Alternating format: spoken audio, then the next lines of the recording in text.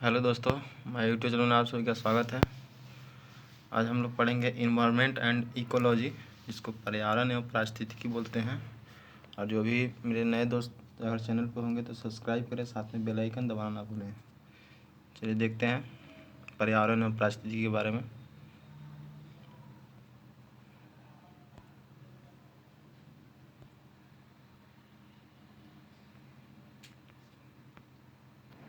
जैसे यहाँ पे दिख रहा होगा,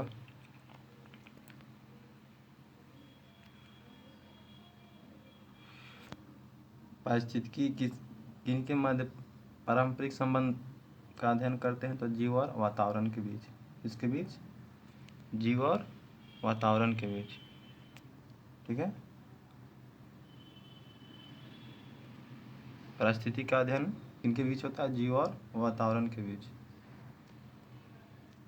पर्यावरण के 3 प्रमुख घटक कौन से हैं, तो जैविक घटक, अजैविक घटक और एक भौतिक घटक तथा एक ऊर्जा घटक, ठीक है। तो पर्यावरण के कितने घटक हो गए, जैविक, अजैविक, अजैविक को ही भौतिक बोला जाता है, एक होता है ऊर्जा।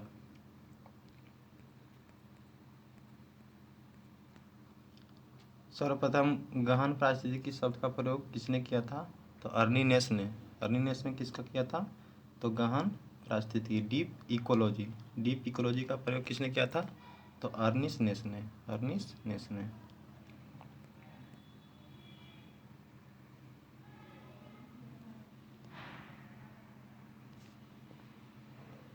ठीक है।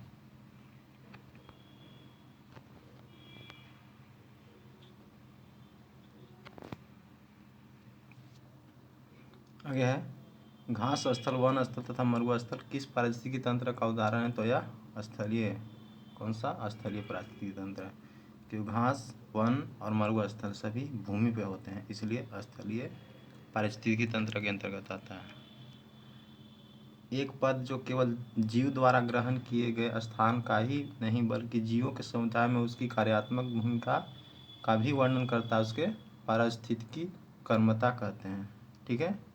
क्या कहते हैं, पारिस्थितिकी कर्मता किसको कहते हैं, कि जो एक पद जो केवल जीव द्वारा ग्रहण किए गए स्थान पर नहीं बल्कि जीवों के समुदाय में, पूरे फैमिली पे जो डिपेंड रहता है, उसको पारिस्थितिकी कर्मता बोलते हैं, ठीक है। 10% का नियम किस वैज्ञानिक ने दिया था, रेमंड लिंडमैन ने दिया था, जिसको लिंडमैन भी बोलते हैं। रेमंड लिंडमैन ने 10% का नियम दिया था। 10% का नियम किससे संबंधित है, तो पारिस्थितिकी तंत्र से, ठीक है।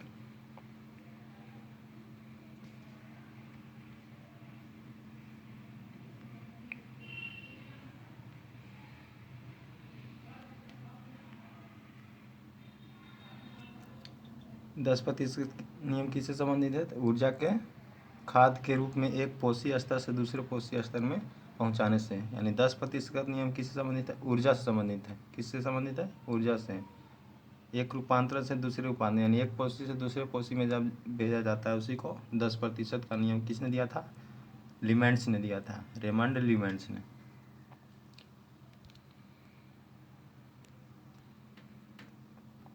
धारणीय या स्थानीय विकास की अवधारणा सर्वप्रथम किसने दिया था, ब्रेटलैंड कमीशन ने। कब दिया था, 1987 में, ठीक है।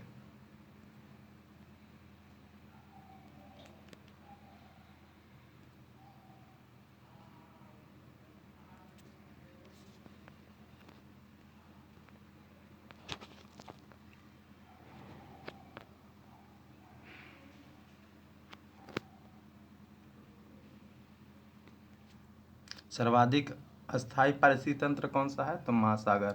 सबसे बड़ा पारिस्थितिक तंत्र बोलेगा तो भी महासागर होता है, ठीक है।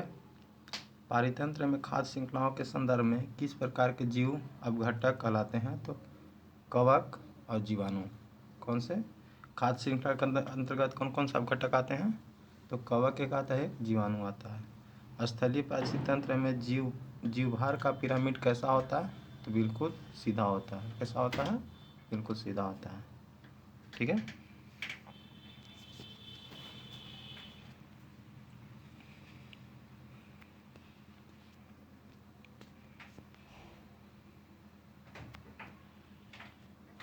जीवभार का पिरामिड किस पारिस्थितिकी तंत्र में उल्टा बनता है? तो जलीय पारितंत्र में। किस परितंत्र में उल्टा बनता है?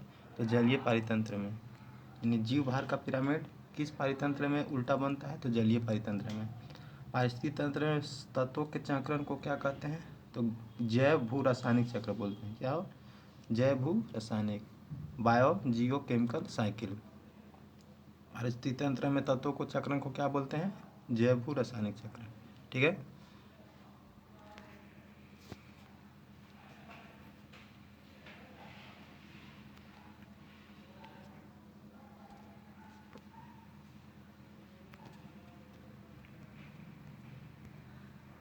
समुद्री वातावरण में कौन से जीव मुख्य प्राथमिक उत्पाद होते हैं? तो कौन होते हैं? फाइटोप्लैंक्टस। फाइटोप्लैंक्टस जो होता है समुद्री में, समुद्री वातावरण में, वो प्राथमिक क्या होता है? उत्पाद होता है। ठीक है। पारितंत्र का गतिक हृदय किसे कहा जाता है? तो ऊर्जा प्रवाह एवं खनिज चक्र को। खनिज चक्र ऊर्जा प्रवाह को क्या बोलते हैं? गतिक हृदय। पारितंत्र का गतिक हृदय किसे कहते हैं? ऊर्जा प्रवाह और खनिज को। ठीक है।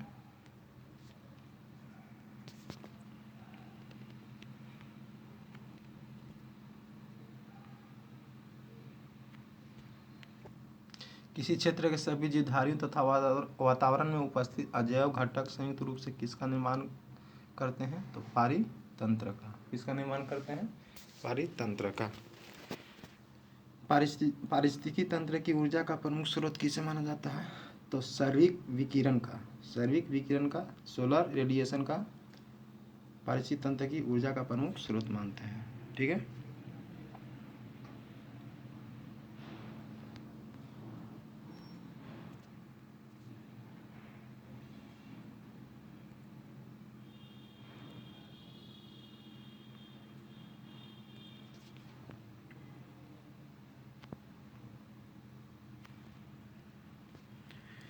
देखिए, भारत में रामसर की आर्द्र भूमियाँ दिए गए हैं। वर्तमान में कहे तो भारत में रामसर की संख्या कितना है? तो 75, क्योंकि भारत की आज़ादी के अमृत महोत्सव जो 75वीं वर्षगांठ मनाया गया था, इसीलिए 75 हो गया है अभी। ठीक है। तो अभी वर्तमान में कितने रामसर साइट हैं? 75। ठीक है। अब देखिए, रामसर जम्मू कश्मीर में कौन कौन सा है? बुलर झील, ओकेरा आर्द्रभूमि, सुरिनसन, मानसेर। ये कहाँ है? जम्मू कश्मीर में। ठीक है। और इसको जूम करते हैं।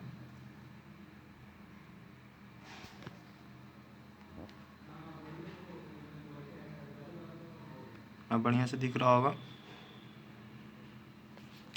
लद्दाख में है तोसी मोरिरी झील, त्योंसोकार आर्द्रभूमि। ठीक है। हिमाचल प्रदेश में है चंद्रताल, पोंगडैम झील, रेणुका, सबसे छोटी आर्द्रभूमि रेणुका है। ठीक है। पंजाब में हरीके झील, कृत्रिम आर्द्रभूमि है। काजली झील, रोपड़ झील, Beas conservation reserve, Keshopur Miami सामुदायिक रिजर्व, नागल वन्यजीव अभयारण्य। ठीक है। केरल में अष्टमुदी। केरल में कौन कौन सा है? अष्टमुदी, सष्टमकोट्टा, वेमनाड और अष्टमुदी दोनों VVI क्वेश्चन है, हर एक एग्जाम पूछता है। राजस्थान में देखें तो सांभर झील, केवलादेव राष्ट्रीय उद्यान। ठीक है।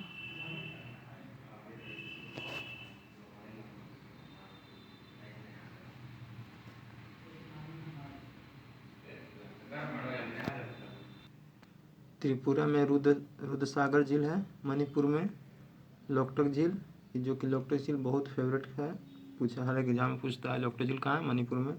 उत्तर प्रदेश में उत्तरी गंगा नदी तट, जिसको ब्रजघाट से नरौरा बोलते हैं। नवाबगंज पक्षी अभयारण्य, समाना पक्षी अभयारण्य उत्तर प्रदेश में।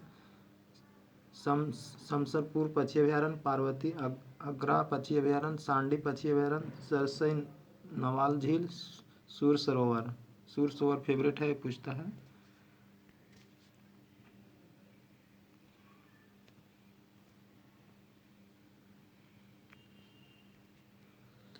पश्चिम बंगाल में पूर्वी कोलकाता आर्द्रभूमि सुंदरवन का डेल्टा सबसे बड़ा डेल्टा है, विश्व की सबसे बड़ा डेल्टा है। ठीक है, ये पूछता है। मध्य प्रदेश में भोज आर्द्रभूमि। ठीक है, गुजरात में नल सरोवर पक्षी अभयारण्य, महाराष्ट्र में नंदूर मधमेश्वर लोनार झील, ये लोनारला पूछता है। बिहार में काबर ताल। ठीक है, उत्तराखंड में आसन कार्वेजेंस निजर, ये भी सही है, ज़्यादा पूछता है एग्जाम में।